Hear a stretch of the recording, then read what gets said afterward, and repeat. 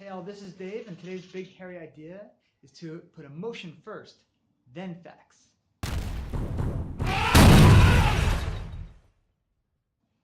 So I've been talking the last couple of days about my book, The Cash Machine, that I'm working on. And just yesterday and today, I was editing the scene where they go hiking. The two main characters, Amber and Dylan, go hiking on their first date.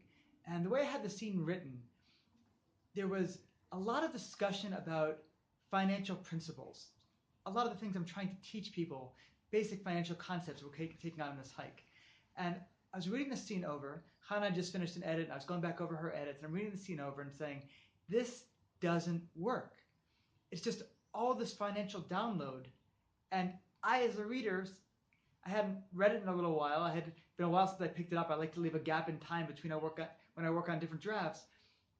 I was bored. I wasn't connected. I was learning a lot. Like if I could put myself in the position of somebody who's reading it for the first time, there was a lot to learn, but there wasn't a lot to connect to. Whereas later in the hike, there was something else that happened, a whole discussion that the two of them happened that was far more emotionally charged. It was far easier to connect to. And I played around with the scene for a little while and realized that the two sections had to switch. The emotional component needed to come first. As in that discussion, Amber's trying to really get into the guts of what happened to Dylan over these years. She's trying to connect with him emotionally.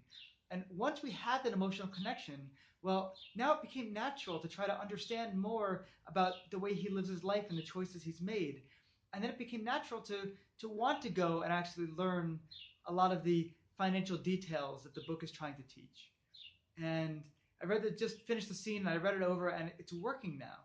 And it was one of those reminders that first we need to have an emotional connection. And then once we have an emotional connection, then we can really start to understand everything that somebody's trying to teach us, trying to detail. And too often we try to download facts. We want to convince somebody of something, and we just start speaking out, oh, there's this, and there's this, and there's this.